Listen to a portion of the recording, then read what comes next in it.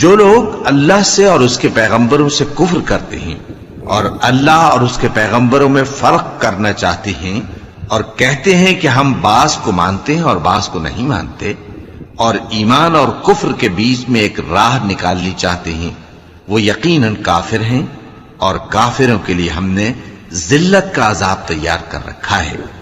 और जो लोग अल्लाह और उसके पैगंबरों पर ईमान लाए और उनमें से किसी में फर्क न किया यानी सबको माना, ऐसे लोगों को वो अनकरीब उनकी नेकियों के सिले अता फरमाएगा और अल्लाह बख्शने वाला है, बड़ा मेहरबान है।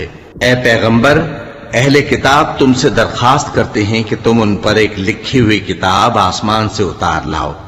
तो ये मूसा से तो इससे भी बड़ी बड़ी दरखास्तें कर चुके हैं। उनसे कहते थे हमें अल्लाह को जाहिर यानी आमने सामने दिखा दो।